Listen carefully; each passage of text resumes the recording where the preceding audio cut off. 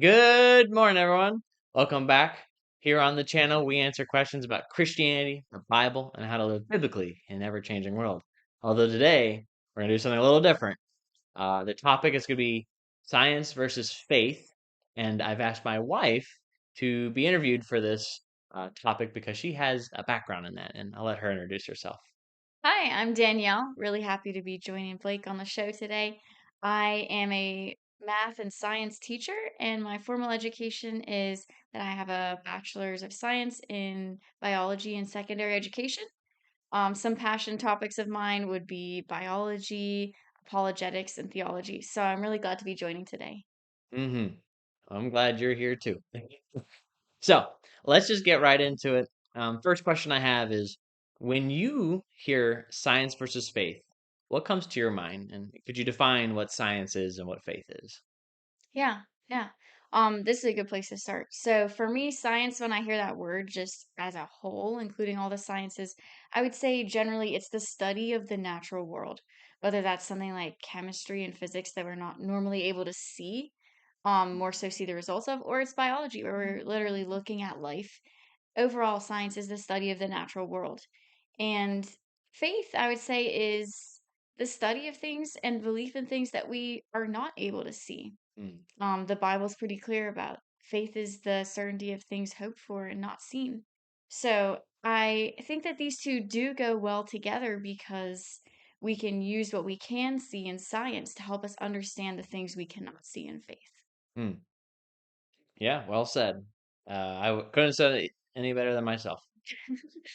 Okay, well, do you think it's possible for science and faith to be complementary rather than incompatible? Yeah, I do. I think it's a big misconception in our culture that it's like a science versus faith idea. I feel like this is seen a lot in the news and then in different, even in museums and books and shows, that it's just people are, you have to choose, or if you study science hard enough, you're eventually going to be an atheist. This kind of mindset is very modern. If you look back at like the founding fathers in science, like Isaac Newton, Galileo, these early scientists were men who loved the God of the Bible. They believed in a creator, and that Hmm. was what drove their motivation for studying science in the first place. So I think it's a very modern perspective that science and faith are at odds with one another. Yeah, I agree. They're almost like they're enemies, and they just can't live together. But Yeah, I right. think we could see, at least historically, that that's just not true. Yeah. And we're going to talk about different aspects of what that looks like. So, Danielle, what do you think is the most convincing argument that science and God go together? Like, could you give an example for us? Yeah, yeah. I would say probably the most convincing argument to anyone, even someone that doesn't believe in Christianity, doesn't believe in the Bible, would be the natural world around us. So the natural world is what we all see. This is our daily life, right? The living things around us, the evidence of gravity, the evidence of the atmosphere. I think that that just points to a creator. Nowhere in our world do we see something that is within space and time coming from nothing. That has never been observed, ever. And I think that there's a lot of compatibility between science and the Bible because there are things that even the Bible claimed in ancient days that scientists later proved. So basically, the Bible said it before it was cool, right? Things like that the life is in the blood. There's many verses in the Bible that point to things that scientists later discovered. Another one would be that man is made of the same materials that the earth is made out of, and that the stars are innumerable. Things that men of ancient days did not necessarily know from science, but they believed from God's word. Hmm. And later we've been able to discover these using science, another evidence that science goes hand in hand with the God of the Bible. Yeah, as you were sharing, I was thinking about how science is just observing things. Science is not making new laws of the universe or creating new things. Science is simply the study of the world and the universe. You're just Mhm. observing. There's no, I guess I've heard it like this before, but science doesn't say anything. Scientists do. Yeah. And so I think it's important aspect to realize that when we come to the idea of science, we're just studying the world. And Of course, if God made the world, then we're just studying what He made. Right. Like that verse, Psalm 19:1, the heavens declare the glory of God. Hmm. Um, Science itself might not say something, but the creation around us is sharing a message every time we look at it. Mm-hmm. Well, let's dive into a big topic in this conversation here. But what is a good way to address the issue of evolution and creation? Yeah, this is a probably one of the biggest topics that comes to mind when we talk about faith versus science and compatibility between the two. I think it's important to start by breaking it into actually three different camps. Mm, So I think that we're used to hearing of it as just evolution or God. And there's a lot of smaller facets. We don't have to go into each one, but I would say the main three. First, of course, we have evolutionists, which there are people that would say they believe God created evolution. Maybe we'll touch on those later, but that's more of like a sub camp. There is the evolutionist category, right? Believing mostly in the Big Bang theory and then that all living things descended from a common ancestor, following that Darwinian mode of evolution. And then the other two are closely related, but I would say it's a necessary distinction between creationism and intelligent design. Intelligent design simply means that someone believes that an intelligent being of some sort designed our universe and its mm, life forms. So, someone that believes in intelligent design does not necessarily believe in the God of the Bible or any God. They do believe in an intelligent life form that at some point created or seeded the life that we now see and may or may not even be in existence at this point. Whereas a creationist, which is sort of a subset of intelligent design, would say, yes, we believe those things. We believe it's the God of the Bible. We believe the rest of the things the Bible says about him. And we believe he is still living to this mm-hmm. day. So I do think it's interesting because it seems to me that the most common, I guess, like secular stance on the issue is evolution. Though the more I've been researching, the more I've seen that there are a lot of behind the curtain intelligent design scientists that are definitely, I guess you could say, persecuted for their belief that evolution might not be true. And the more I read about those, the more I feel like I'm in good company with my beliefs about the origin of the world. I just think it's interesting that there are people out there that would call themselves atheists, but still don't believe in evolution. And it makes us wonder, like, what are the evidences for evolution and why are people that don't even believe in God convinced that they can't be true?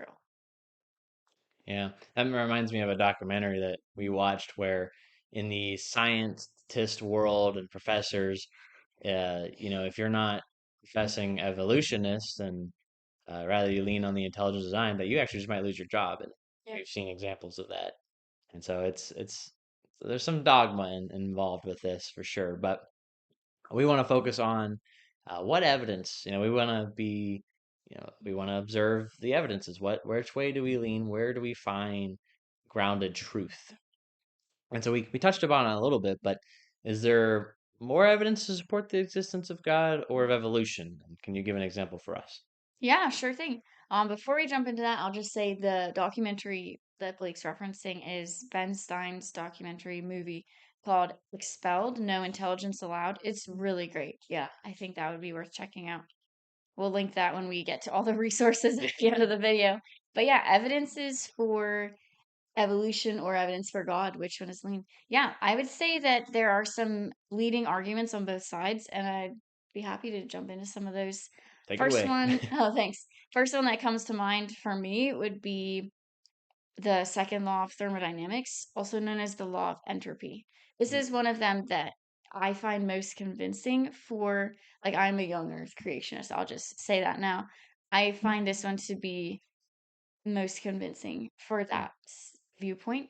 The law of entropy, the second law of thermodynamics, basically says that things become more disordered over time.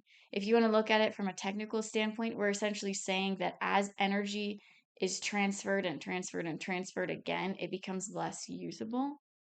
But in our purposes, that just means that things do not become more orderly over time. The earth is not becoming more renewed. And more sustainable and more available for life and work. But in fact, we are using things up. We are ridding ourselves of access to energy, just looking at things becoming more disorderly, more mutations, more disease. I think there's a lot of evidence. And I will say, neither an evolutionist nor someone who believes in intelligent design or creationism would deny the second law of thermodynamics. This is a very mutually agreed upon point. I think the application is where it can differ.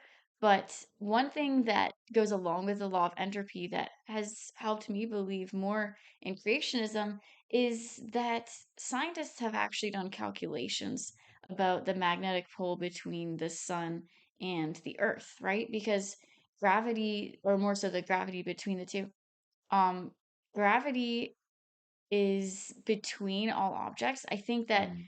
from our small standpoint, we see it as just, well, people and the earth, we have gravity between each other. Gravity happens outside of our planet, even outside of our universe as well, where any object with a large mass is going to have a stronger gravitational pull on an object with smaller mass. This is a well known physics concept.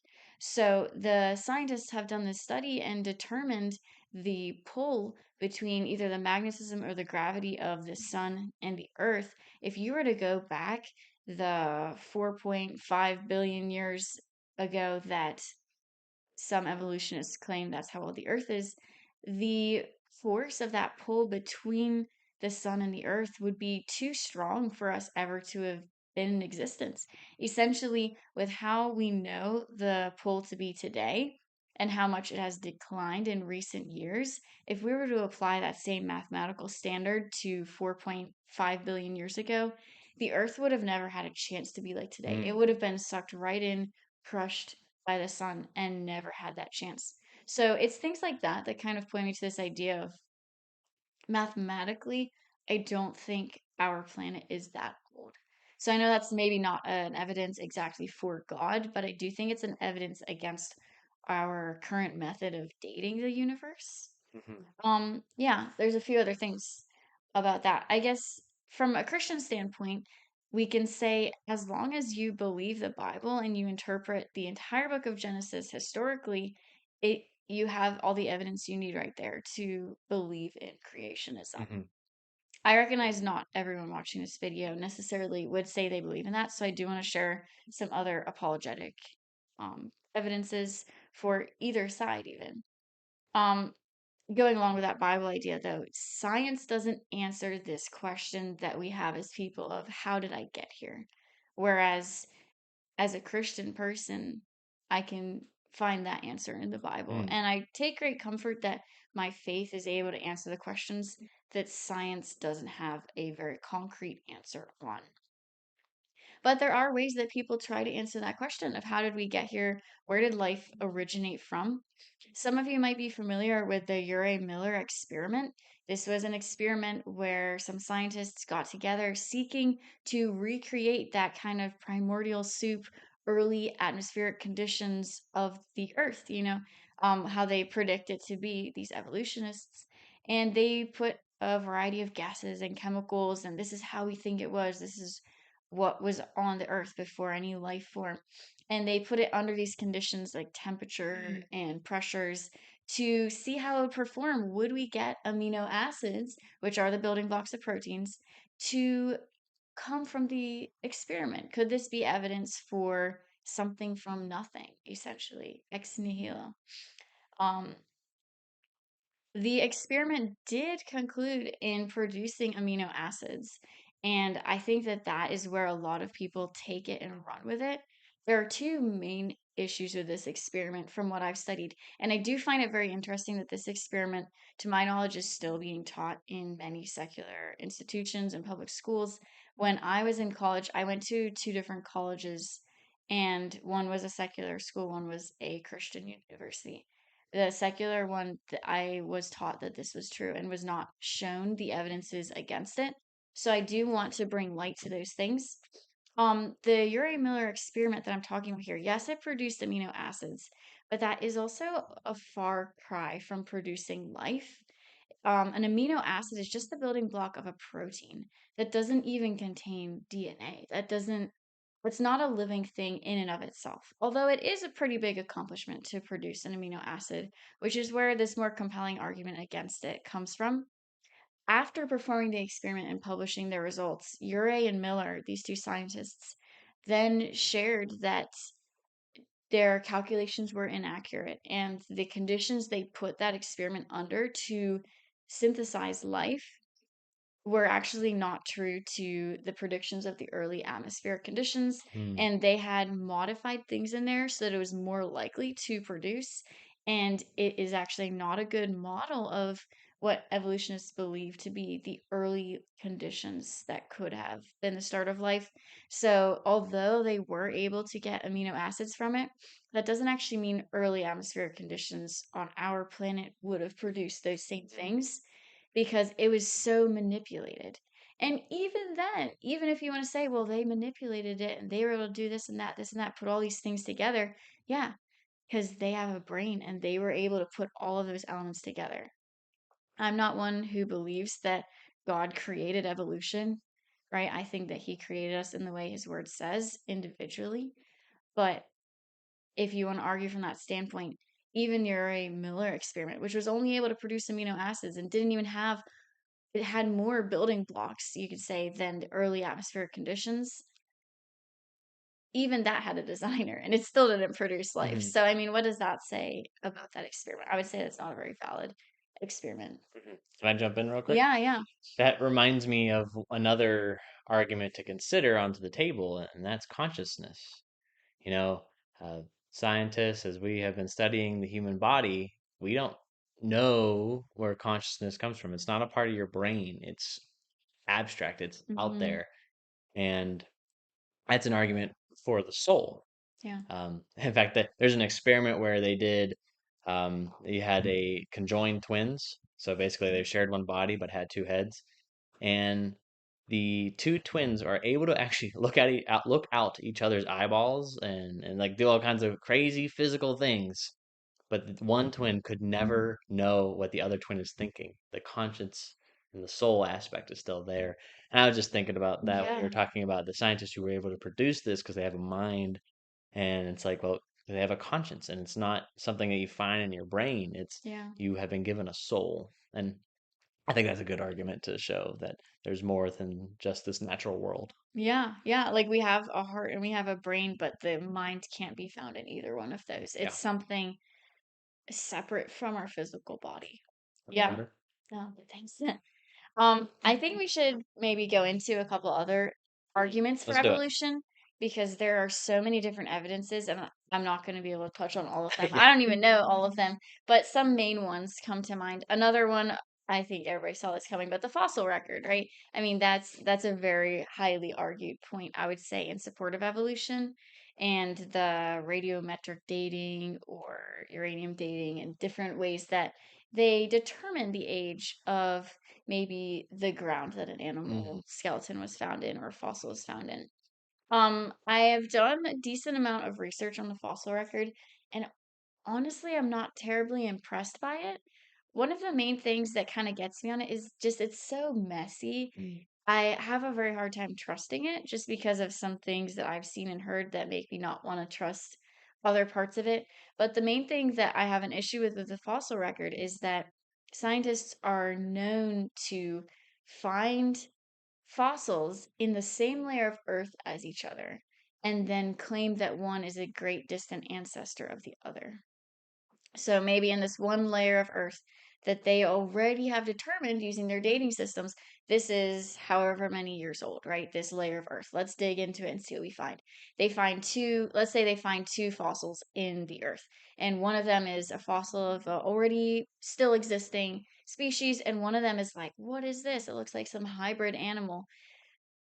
People that perform these studies have been known to then go back and change the dating for that one and say, well, this one lived, thousands or millions of years before the other one, although they've already determined how old that age of rock is, and they've already determined that they were in the same level. So if you're believing in evolution and kind of like that descent, through the species modifications by mutation, then how could the great grandparent species be in the same age of rock as the descendant? Like, how would they be alive at the same time, especially if they're not just one slight difference apart from each other? So I do tend to think that that many fossils that are found that seem to be like that missing link are more so just an extinct species. I think that if you're going to believe in your dating methods for that rock, then you're probably going to have to believe that that's just an extinct species that lived at the same time. Yeah, and that's consistent with just many fossils. That's not just Yeah, like, ah, there's only this one species. Like, no, consistently these fossils are found together in the same rock layer right. among many. I just thought of this right now. It's not in my notes, but there is a certain type of fish that I wish I remember the name of it. Maybe Mm. I can look it up. We can put it in the Yeah. description.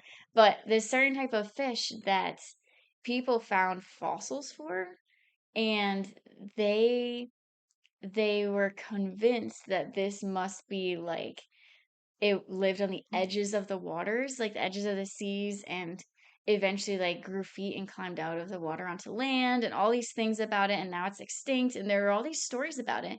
And you know what? Not too long ago, probably within the last like 40 years, I think, one of these was discovered. And the reason they had never been discovered before was because they live in the depths of the bottom of the middle of the seas and oceans. And it's like, yeah, I don't know where they got that idea from. I just think that's so interesting. This idea of like, oh, we'll make up a story behind it. And then it's like, well, that wasn't true.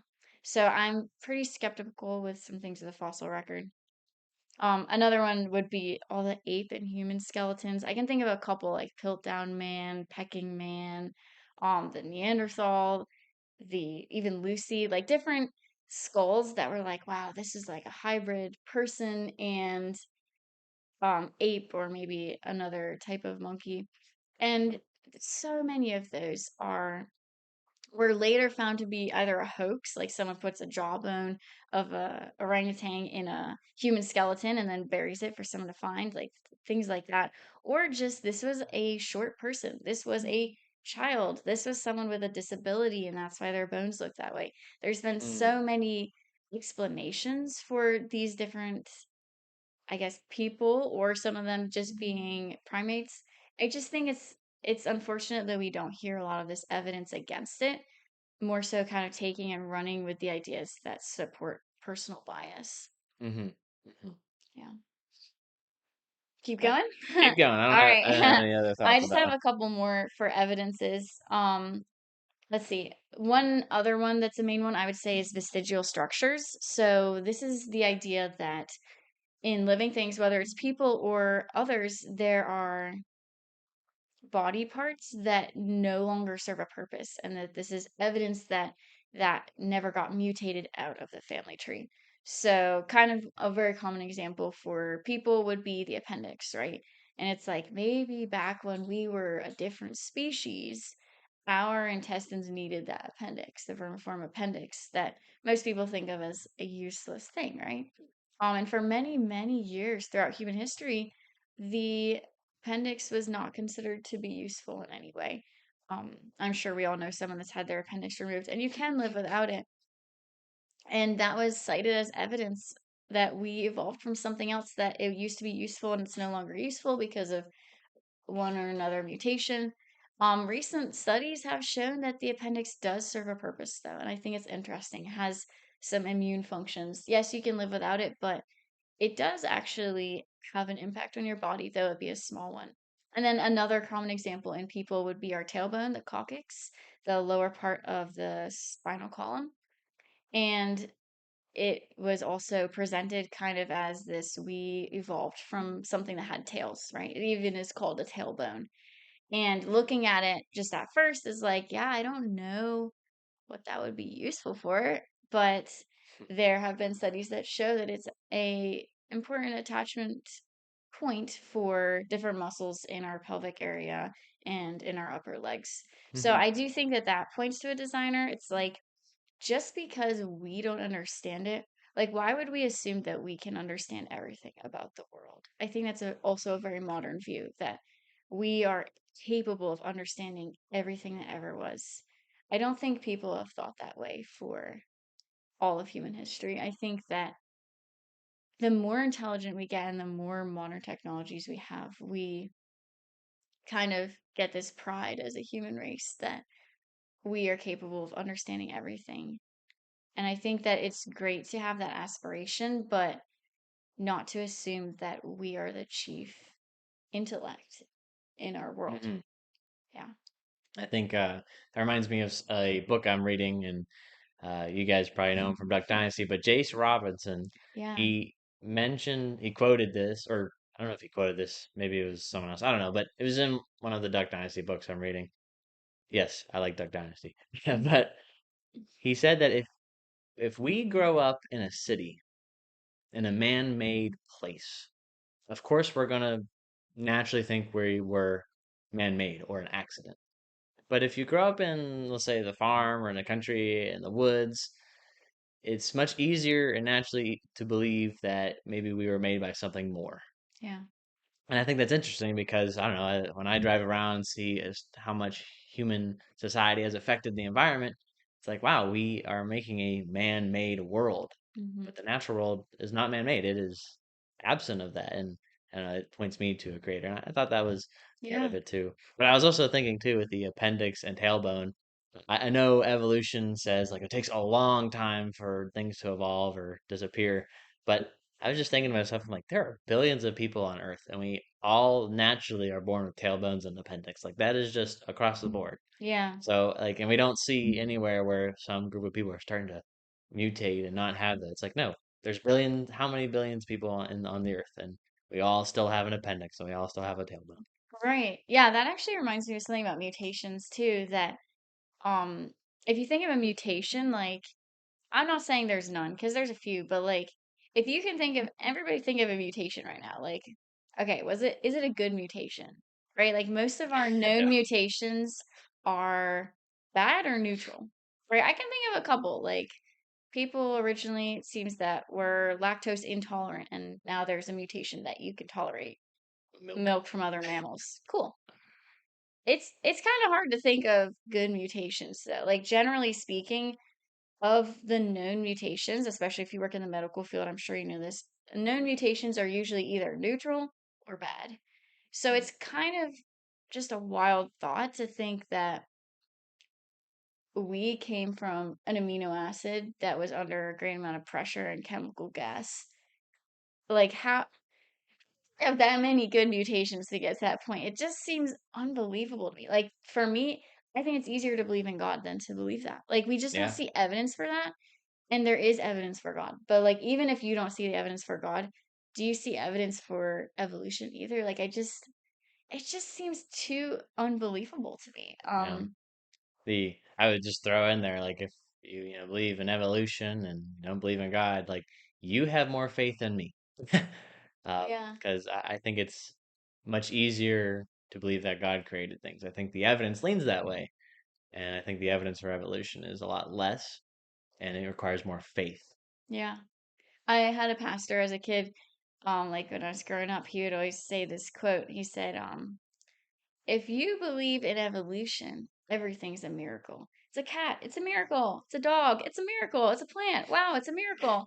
And if you believe in creation, you believe in one miracle, miracle of creation. And that kind of stuck with me. Like, yeah. And what we're talking about here also relates to kind of my last evidence I wanted to share. This one's more on the creationism side, but I think you could see it from both sides. There is a famous person, Michael Behe, who has coined this term, irreducible complexity. And this is one of those terms that really got me. Like when I was in high school, it was around COVID going on, and I started really studying apologetics. This was, of course, before I went on to study biology in college. And irreducible complexity caught me like in my mind and pulled me into this adventure of studying apologetics.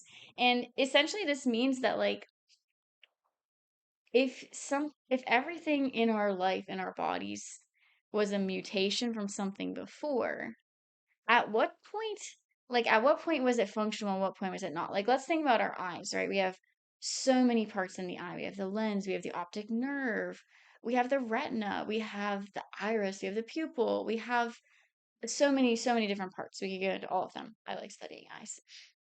But like at what point, let's say you believe that it mutated and now we have a retina, and then we have a mutation and now we have an iris. It's like at what point was that usable? Like could the eye see before there was a pupil? No. How did the light get in? Okay, so it wasn't usable then. Well, then why did it stick around? Like if we're saying survival of the fittest according to Darwin and things that have good mutations get to keep going, I can see that example for something simple.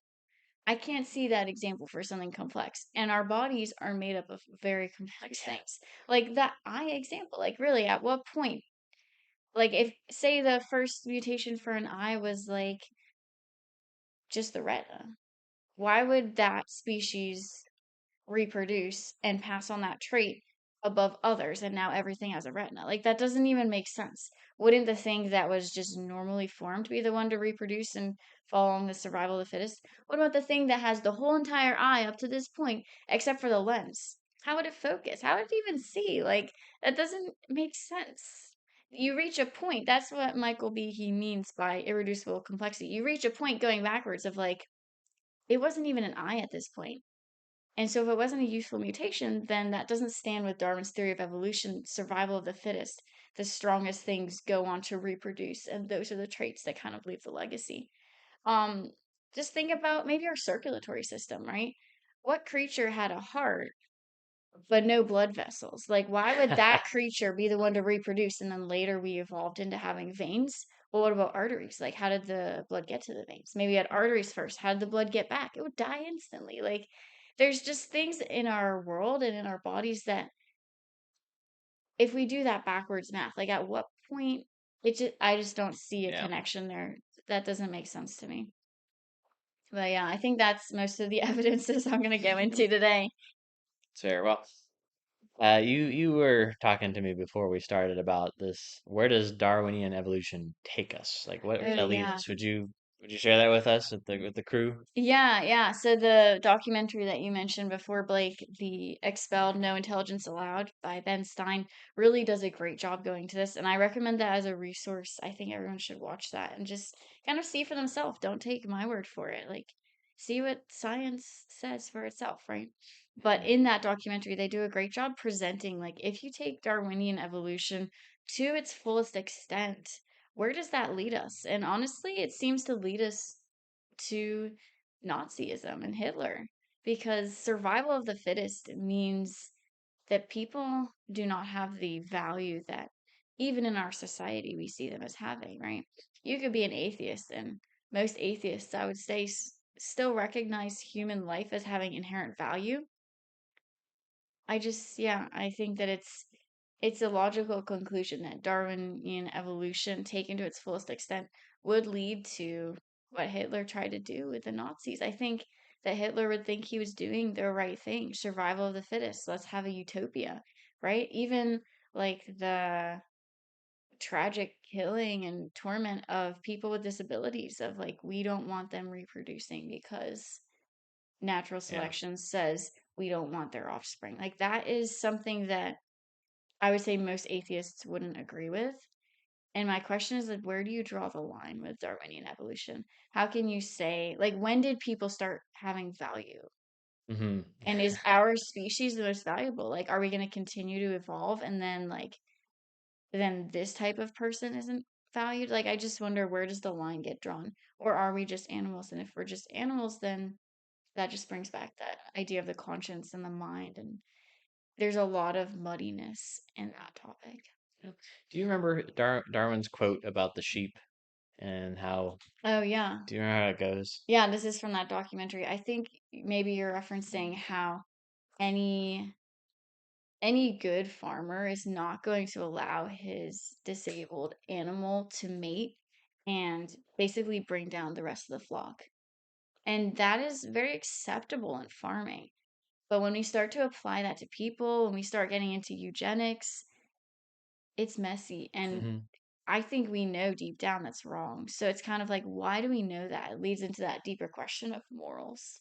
Yeah, Yeah. and I was gonna say we just started. This is going off our this is no longer on our notes, but we've now touched upon another evidence for God, and that's morality. Yeah. And we were talking about what Hitler did, and I don't think anybody in the world, well, most people Hmm. would agree that what Hitler did was wrong. No, it was right. What? You're saying most people don't agree that he was right. Oh, yeah, yeah. Sorry, don't quote me on that. But what Hitler did was wrong. But if you take evolution, as Danielle was sharing, to its extreme, it's like what Hitler did was, according to what evolution to its extreme, or specifically Darwinianism to the extreme, that's what Hitler was doing. Yeah. And you mentioned like, well, atheists would not say that that was a good thing what Hitler was doing, so they drew a line. It's like, nope, that's wrong. Well, how do you know that's wrong? Where do you get that standard?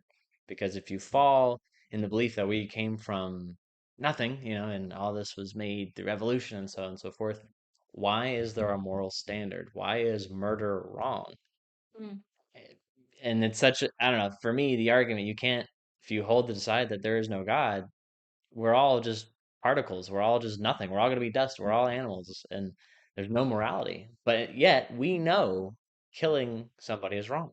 Hmm. Why? And my opinion, the most explanational or most reasonable explanation is that there is a God who has put morals and put a conscience on us, and that's not a bad thing. So I just think Yeah. that goes right No, into I the think that was conversation. perfect. Yeah. Good. Did you have any other things, or you just have resources left? Or Yeah, I guess just kind of a quick conclusion of all of this. yeah, Like, go and check the evidence for yourself. Again, I'm not trying to brainwash anyone here. We're not trying to brainwash you. Like, if you don't agree, find the resources yourself and look into it. And we'll mention some of those there. But just my encouragement to you is, as a scientist, don't let your personal bias, don't let what you hope to be true influence what you believe to be true. So like I've I've studied and read from almost every side of the issue. I've had professors that were Christians and believed in evolution. I've had professors that were Christian and believed in creationism. I've had professors that were atheists and definitely did not believe in creationism. I've seen a lot of different sides. I've done a lot of research. Where I've landed is that I believe in creationism. I don't believe that we evolved. I believe that God made man in his own image. And I think that just tying us back to that first question you asked, I think that science and faith point me to that point, bring me to that decision. So that's kind of where I land. But each person is going to have to look at the evidence themselves. At the end of the day, you'll be held accountable for what you choose to believe. So it's important that you know what you believe and why you believe it. yeah. We were discussing this topic. I was thinking about how for me, when I was in high school, like they were teaching this evolution thing, and I just believed it. I didn't ask questions. I didn't check the evidence. I was just being told this is how it is. And I have now done some research and look at evidence, and it just doesn't line up that Yeah. way how they were saying. And I'm just like, I wish I was not just brainwashed in high school. But I'm thankful that I have been able to learn since then. So Bring yeah, critical thinking back. brain, yeah, yeah. But yeah, just wanted to probably should have said this at the beginning, but this is not a video to be like you guys are wrong and this is what's right. No, it's like no, we on here on the channel, like we are students. We are wanting to learn not just of the Bible, but the religions of the world of science. Hmm. Like we are learners, and so we don't come to this topic and say, "Here's the line. You're right. You're wrong." It's no. This is what we are observing. Yeah. We're applying science. We're Right. studying. And so this is, I hope this has been useful to you. And I think, Danielle, you have a couple resources to recommend Yeah, us to yeah. check out. I'll say Blake can link these in his description of this video, but No promises. resources, please do. Yeah, I'll try. Some resources I recommend. This is not an exhaustive list. Of course, the Bible, top resource, right? I mean, you can get a lot of answers in there. If you want things that are outside of the Bible, one of my favorite, especially recently, has been The Answers in Genesis, started by Ken Ham. That is an awesome ministry. There are so many articles. As I mentioned before, I'm a science teacher. Frequently, I have my students pick articles from his website and just write opinion pieces on it or informative pieces on it because there is so much to learn. I'll just put a little plug out there. A couple days ago, I had a little extra time and I just sat there and I was reading about this brain eating amoeba. And I just love reading from their website. They have so many really factual pieces. And they also have the Creation Museum and Ark Encounter, which we're hoping to go to this summer. So if you like this video, let us know in the comments if we should make a video talking about our Mm, experience there and yeah. other things we could add on to this topic, because I'm sure we'd love to do that. I'm Oh yeah, bringing a whole absolutely. notebook with me. Yeah. um, Taking other notes. other good resources, I would say Frank Turek in the Cross Examined. That's really great. He has a lot of cool YouTube videos talking about apologetics and faith. A book that I enjoyed in high school called Men of Science, Men of God. We'll link that with the author in the description. And then, of course, the documentary we were talking about by Ben Stein, The Expelled, No Intelligence Allowed. Great film. I showed that to my students this year. Went over really well. Has some very interesting quotes by Richard Dawkins talking about Mm, how he might believe in intelligent design. So go check that out for yourself. I think that's my main resources, yeah, though. Yeah. sounds good. And I don't have any other resources because I also check out these resources. Yeah.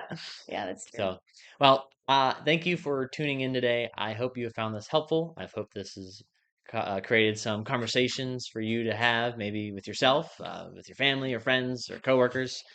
And well, continue being a student of the word. Y'all have a great day. Bye.